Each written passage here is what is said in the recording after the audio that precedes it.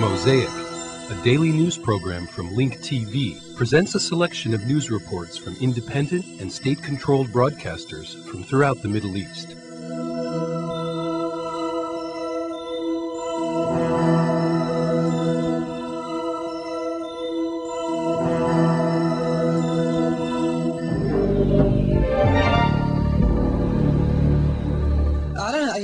Ayman al-Samara'i, the former Iraqi minister in Iyad Allawi's government, announced the birth of a new political coalition representing what he called armed Iraqi resistance groups. Al-Samara'i said that this coalition aims at defending Iraqi rights of self-determination and ending the presence of foreign forces in their country. Nevertheless, talks between Iraqi armed groups and the Iraqi government are still the subject of controversy. The American statements that acknowledge the talks with armed groups or the Iraqi resistance did not come from nowhere. This became evident with the establishment of the National Council for Unity and the Reconstruction of Iraq, which represent undisclosed armed Iraqi groups. The coalition presented several points as preconditions for entering negotiations, the most important of which is specifying a maximum of a 3-year timetable for the withdrawal of American forces, in addition to rebuilding the Iraqi army, dismantling the armed militia, halting military operations in Iraqi cities, releasing Iraqi prisoners, removing sectarianism from the political process, allowing for larger international involvement in Iraq, and giving sufficient guarantees to these factions. The U.S. must release a clear and frank statement about its desire to negotiate with the Iraqi resistance and specify the name of a suitable person to negotiate on its behalf. The Iraqi government says that these are terrorist groups and do not recognize them as resistance groups. The government does not acknowledge them as legitimate national resistance, but the final word is in the hands of the Americans. This explains why these factions are negotiating with the American side.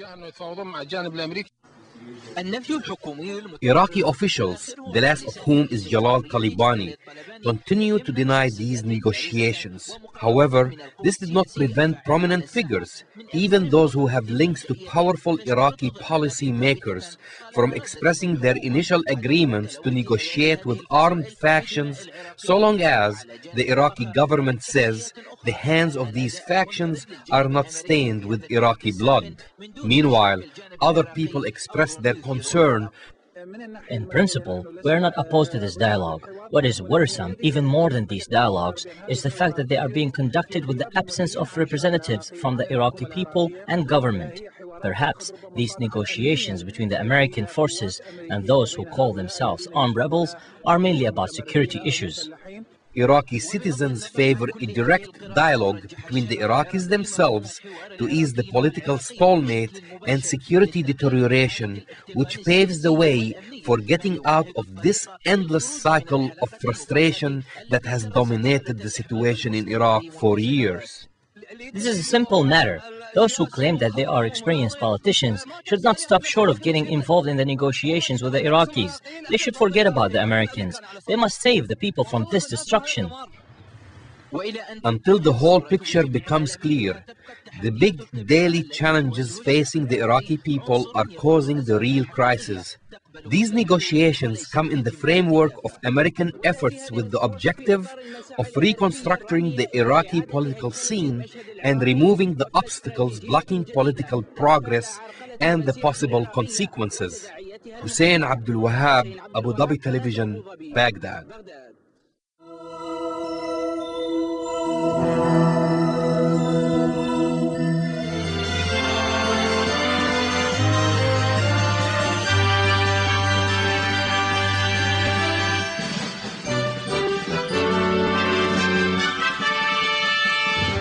The Iraqi armed forces resumed its offensive lightning operation in many districts of Baghdad. Backed by local residents, the 3rd Infantry Division of the Iraqi armed forces raided the areas of Al-Durra and Abu Tishir looking for insurgents and terrorists. The offensive lightning operation is entering its 3rd week and is considered to be the largest joint military operation between the Iraqi Ministries of Interior and Defense. The objective of the operation is to crack down on insurgents to put an end to terrorism, which has been plaguing the Iraqi capital, where many Iraqi civilians have lost their lives.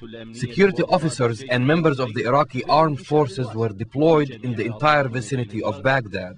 They conducted house-to-house searches looking for insurgents and terrorists.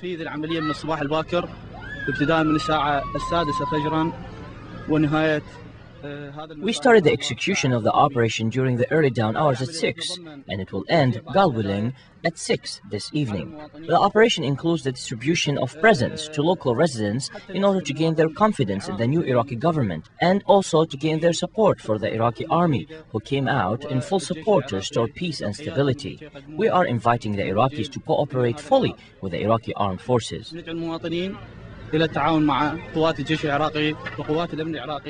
The cooperation between the Iraqi people and the Iraqi armed forces is very fruitful and productive. The Iraqi citizens showed their support and comfort toward the Iraqi forces that are working hard and are sacrificing for a secure Iraq.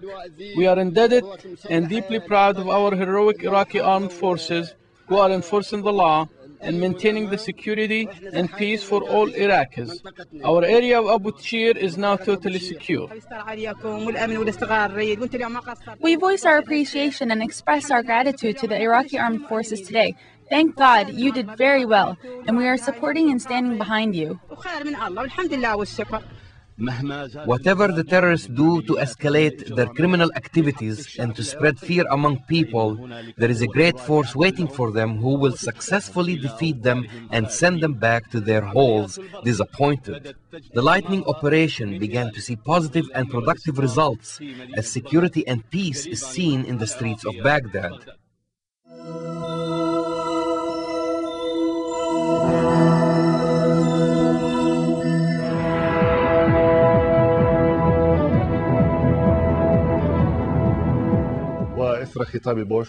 President Bush's speech generated mixed reactions in the US as well as in Iraq.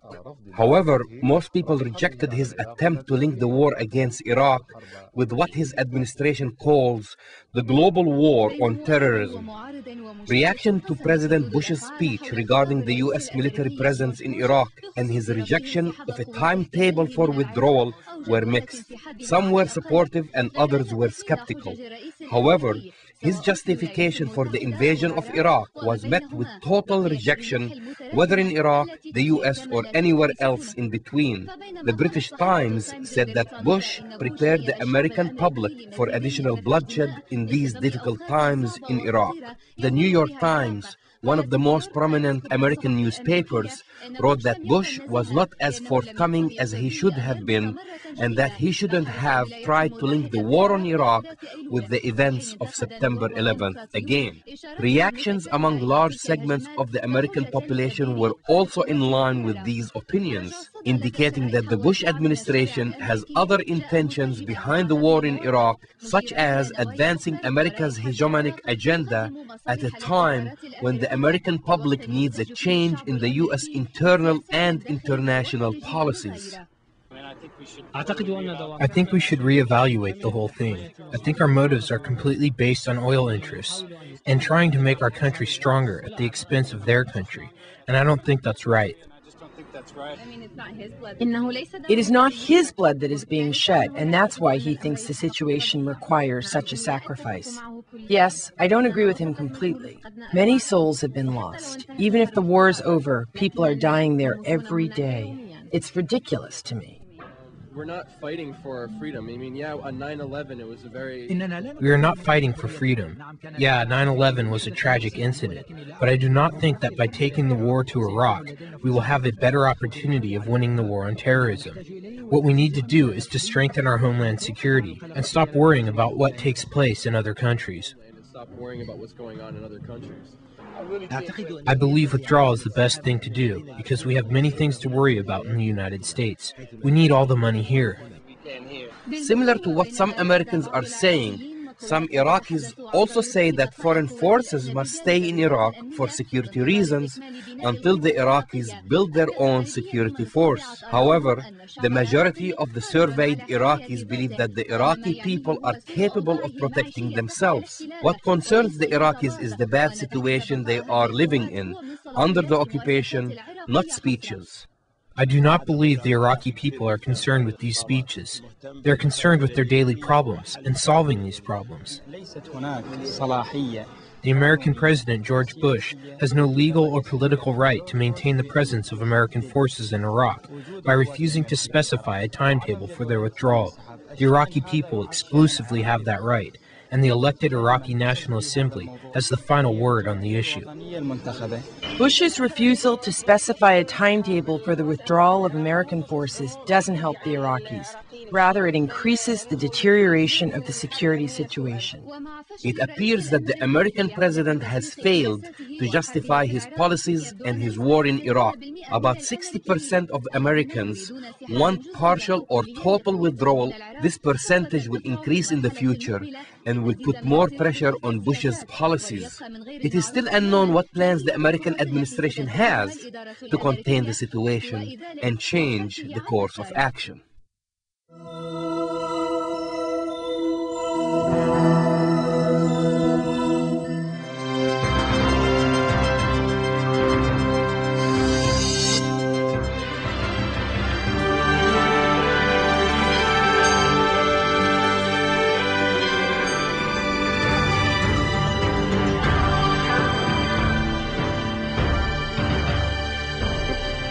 Reshuffle in the government of Prime Minister Adnan Badran, which was expected this week, has been likely postponed till next week. The postponement has become more likely after yesterday's cabinet session, in which the Prime Minister did not talk about the shake-up and did not brief the ministers on his consultations with the parliamentary blocs.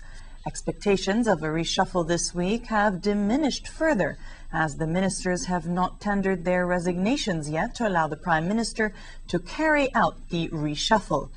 Parliamentary sources link the delay with the absence of Speaker of the lower house of Parliament and leaders of parliamentary blocs who are on a visit to France and will not return home before Friday. U.S. President George W. Bush argued the Iraq War was worth the sacrifice, a year after the much-trumpeted U.S. transfer of power to Iraqis.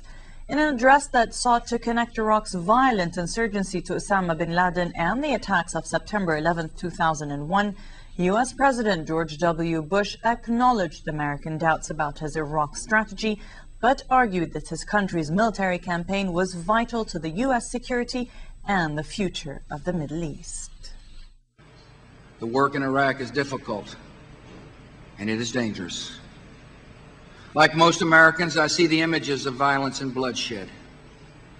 Every picture is horrifying, and the suffering is real. Amid all this violence, I know Americans ask the question, is the sacrifice worth it? It is worth it, and it is vital to the future security of our country. Bush also said he had no plans to send more U.S. troops to Iraq to bolster the 138,000 already there, and asked the American people and U.S. allies to support the efforts already being made. A total of 1,735 Americans have died in Iraq since the invasion in March 2003, with thousands more wounded. Bush said there was no plan to withdraw, adding that setting a deadline for a U.S. withdrawal would be a serious mistake. I recognize that Americans want our troops to come home as quickly as possible. So do I. Some contend that we should set a deadline for withdrawing U.S. forces. Let me explain why that would be a serious mistake. Setting an artificial timetable would send the wrong message to the Iraqis, who need to know that America will not leave before the job is done. It would send the wrong signal to our troops, who need to know that we are serious about completing the mission they are risking their lives to achieve. And it would send the wrong message to the enemy, who would know that all they have to do is wait us out. We will stay in Iraq as long as we are needed, and not a day longer. Jewish opponents of a pullout from the Gaza Strip began a protest aimed at blocking Israel's major highways, setting the stage for possible clashes with police who deployed in force to stop them. Israeli police said about 20 demonstrators blocked traffic on a main road near the northern city of Haifa, and dozens of demonstrators blocked the main entrance to Jerusalem, causing traffic disruptions across Israel. At intersections and highways across Israel, demonstrators sat down in the middle of the road, halting traffic until police moved in to drag them away. At least 25 people were taken into custody in Jerusalem. Traffic was also halted on a main road in the northern city of Haifa after some 20 demonstrators held a similar protest. Earlier, spikes in oil were scattered on the Tel Aviv-Jerusalem highway at morning rush hour, slashing the tires of some 20 cars near Israel's international airport. A senior police officer said several Jewish ultra-nationalists had been arrested to prevent attacks on public works. In Gaza Strip, more clashes erupted between Palestinians and hardline Jewish settlers. At least 8 ultra-nationalist Jews were arrested by Israeli police for rioting in a Palestinian area of Gaza, where they squatted to obstruct Israel's planned pullout from the territory.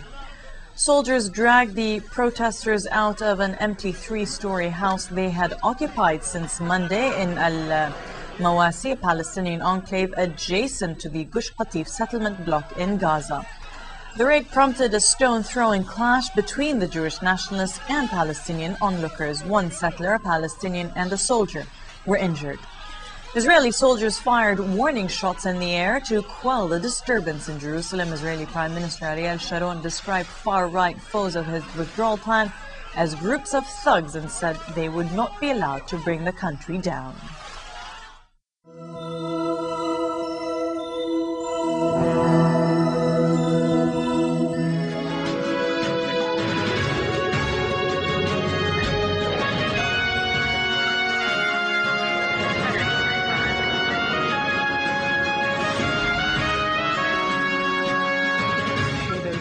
We go north for more of the news today. 5 soldiers were wounded in 2 separate incidents by a pre-planned Hezbollah attack in Har Dov and an attack on a unit of the IDF that was on active duty.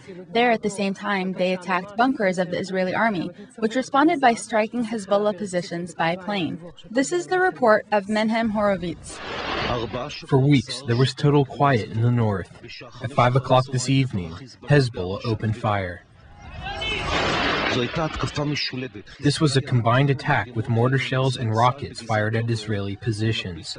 Parallel to this, they attacked a patrol of soldiers who were on a mission. In the first wave of gunfire, a few soldiers were hit,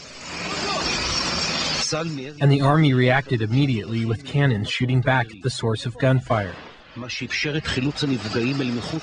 This is how the wounded were evacuated outside the line of fire. Then they were stabilized and sent by helicopter to the hospital in Haifa.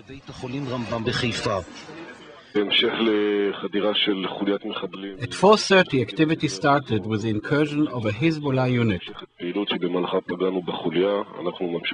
We hit them and we're continuing our response.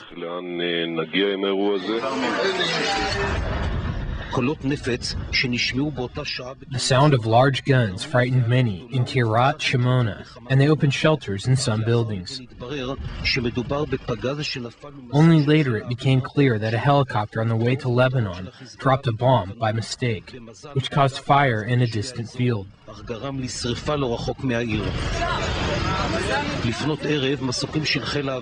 Towards the evening, all of Hezbollah's bases were attacked, including even the more distant ones. Only yesterday, the Minister of Defense visited here and gave this warning. We don't know where the situation is going in this area.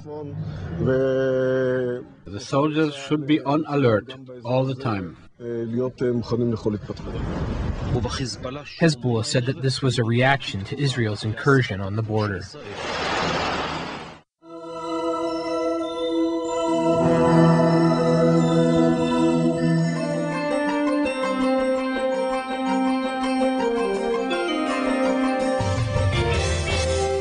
consultations to form a new government began after parliamentary elected Nabih Berri as Speaker.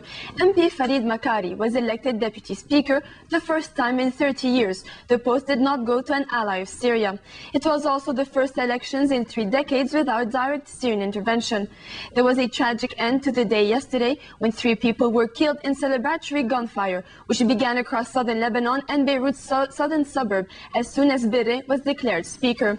Attention now swifts to the appointment of a new Prime Minister and the formation of a government, which topped discussions that MP Saad Rafiq Hariri held with MP General Michel Aoun. Mohal Al-Faqih has the latest developments. Head of the Future Bloc in Parliament, MP Saad Rafiq Al-Hariri, made a groundbreaking visit to MP General Michel Aoun, apparently ending electoral tensions and paving the way for possible cooperation in the formation of a new government. Hariri urged dialogue between all factions and said his program for fighting corruption and launching reform should complement the generals. He told reporters there is still no final decision to appoint former minister and close aide of late Premier Fuad Sanura as the next Prime Minister.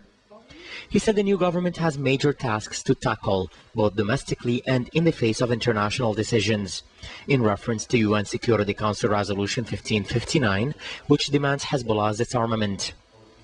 Hariri heads the largest bloc in Parliament's history, 37 MPs, and Aoun leads a coalition of 14 representatives.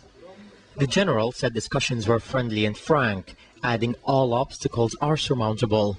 Lebanon's new parliament had earlier re-elected Nabih Berri as speaker. The warlord-turned-politician's return is likely to boost Hezbollah's drive to defy Resolution 1559 demanding it disarm. The 128-seat assembly, dominated by opponents of Syria for the first time since the 1975 to 1990 civil war, voted by an overwhelming majority of 90 for Berri, in spite of international and local reservations over retaining one of the main enforcers of Syria's grip. Although the May 29th to June 19th elections were won by groups opposed to Syria's role, they had little choice but to back Berri for a 4th successive term, after his alliance with Hezbollah won more than 80% of the Shiite Muslim vote. That made it difficult for Parliament to replace him without appearing to defy the will of a large segment of Lebanese. Fireworks and gunfire crackled in the capital as delighted supporters celebrated the Amal movement leader's return. 3 people were killed from shrapnel. The Lebanese army rounded up many young men for the violent celebrations. An articulate lawyer, Berri has held the post of Speaker, the highest office open to the Shiites in Lebanon's strict sectarian politics since 1992. In his first speech after winning the vote, Berri indicated he would oppose efforts to disarm Hezbollah, which helped end Israel's 22-year occupation of southern Lebanon and now control the volatile border. The blocs of Hariri, the murdered ex-premier's son and unofficial majority leader, and opposition MP Walid Jumblat agreed to support Berri after he pledged to back reform. Sectarian system here divides top government posts among its main religious communities. The president is always a Maronite Christian, the premier is Sunni Muslim, and the Speaker of Parliament is Shiite. After the election of the Speaker, focus shifts to the more delicate task of choosing a Prime Minister to form the next cabinet. Hariri's ally Sanura, a former finance minister, is favored to land the job, after Hariri appeared to rule himself out because of frosty ties with Lahoud. Legislators will consult President Emil Lahoud on Thursday over the choice of a Prime Minister. He must accept the legislator's choice for the post, but the formation of a cabinet could be more contentious. The lineup must be approved by the President, making it more difficult for the anti-Syrian bloc to secure a cabinet dominated by its allies. Berri promised the first parliament session would discuss a motion demanding Christian warlord Samir Jaja be freed. Jaja is the only militia leader to face justice for his crimes during the war, in what Maronite Christians see as the targeting of their community under the Syrian-dominated order.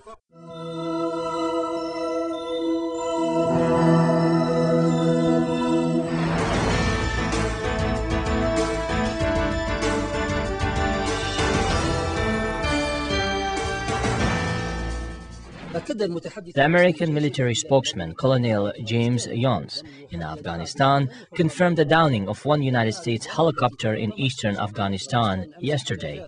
The whereabouts of the aircraft, which was hit by hostile fire, is still unknown.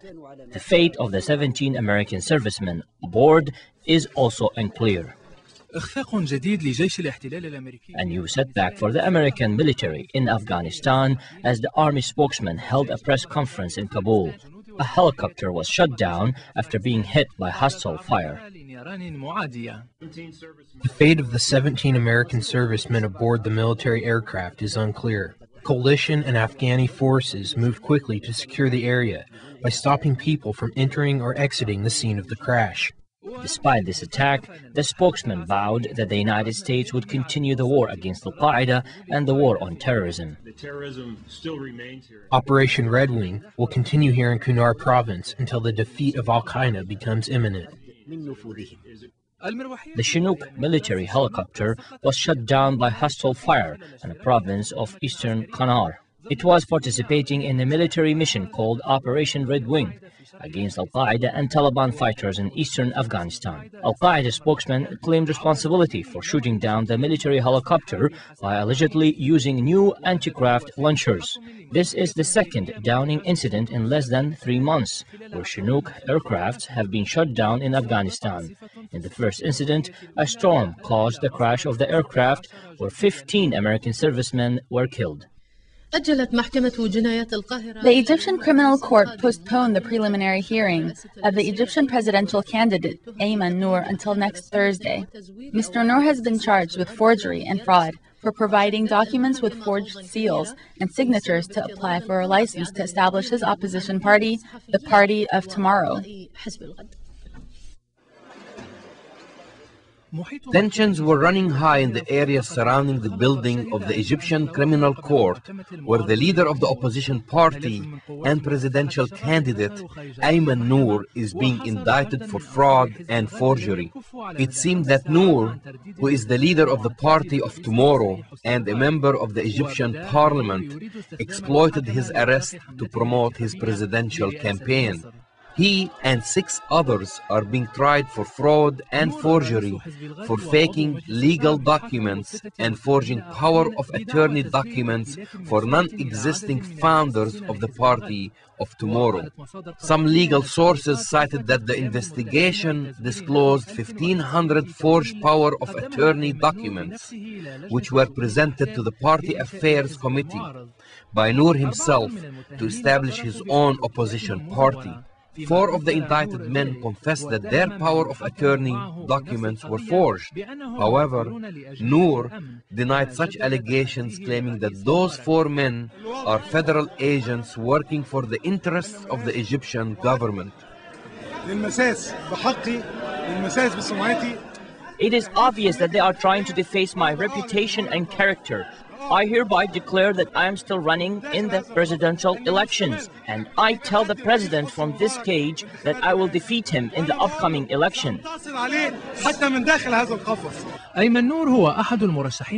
Noor is the first candidate to run against the Egyptian president in the first free election. Noor was arrested previously last January on the same forgery allegations, but was set free after the U.S. pleaded for his release. Noor also met with U.S. Secretary of State Condoleezza Rice during her visit to Cairo last week.